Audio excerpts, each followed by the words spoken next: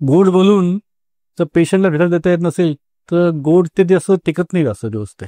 म्हणजे तुम्ही जर प्रेमाने बोलला, मिठी मिठी बोलला, तुम्ही गोड गोड बोलत पेशंटला तुम्ही बोलला आणि पण तुमचे रिझल्टच नाही, तर मग पेशंट तुमच्याकडे येणार नाही. So though I am strict, patients do come to me only for results. आणि as a doctor you have to deliver results. Of course I am very emotional person which nobody knows. Being a spiritual you have to be emotional. म्हणजे मला रडायला लगेच येतं, which I don't show. Patient खराब झाला तर मला झोप येत नाही.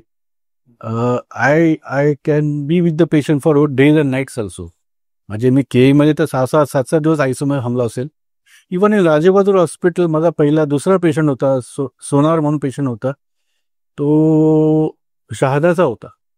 आणि त्यावेळेस राजेबहादूर हॉस्पिटलमध्ये पेशंट व्हेंटिलेटरवर गेला किंवा पेशंटला बलून टाकला, एक मशीन असतं जे बीपी वाढायला वापरतो, तसं त्याचं असं समजलं जातं की पेशंट गेला वरती. पण मी तो बलून राईट टाईमला टाकला, नळी काढली त्याची दुसऱ्या दिवशी. ऑलमोस्ट 18 तास मी हॉस्पिटललाच होतो बिंग अ कन्सल्टंट. पण I was sure this patient has to go होक. आणि पेशंट पाठवतो मी घरी. मला पेशंट मेलेला आवडत नाही आणि पेशंट मरून देत नाही मी नॉर्मली. जर मला वाटलं की हा पेशंट चांगलं करणार नाही, ते मला कळतं आतून. ते तुम्हाला पुढे सांगेल मी कसं कळतं मला ते आतून, की हा पेशंट राहील का नाही राहील, की हा पेशंट कसा करेल ऑपरेशन नंतर. मी त्याला सांगून टाकतो कुठली की करू नको ऑपरेशन, तू घरी जा निघून. आणि मुलांना सांगतो तुझी सेवा करा, ॲटलिस्ट तुमच्या वेळी गप्पा मारतात होते, तुम्हाला बॉडी घेऊन जायची गरज लागेल नाही तर. आणि this is happened. Many patients I had told them not to get operated. आणि त्यांनी ऑपरेशन केले पुण्याला जाऊन किंवा बाहेर जाऊन कुठे दुसरीकडे. आणि मग 15 दिवसांनी एक महिन्याने ते मला भेटायला आले की सर तुमचं ऐकायला पाहिजे होतं की असं असं झालंय. याचा अर्थ हा नाही की मी प्रयत्न करत नाही.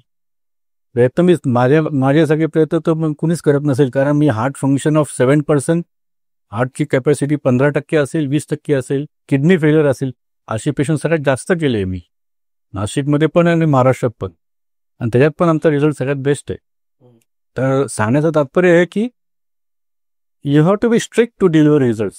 You can't be at ease, और तुम्ही असं टेकन थिंग्स फॉर ग्रँटेड नाही घेऊ शकत. Because this is my field of full high intensity job असतो, ॲड्रेनलिन असतं. आणि अशामध्ये कधी काय होईल, कधी ठोके कमी होतील, कधी बीपी कमी होईल, कधी ब्लिडिंग होईल, याच्यामध्ये you have to be on toes. मग मी टोजवर असेल तर I expect my team to be on toes deliver results. म्हणून मी स्ट्रिक्ट राहतो.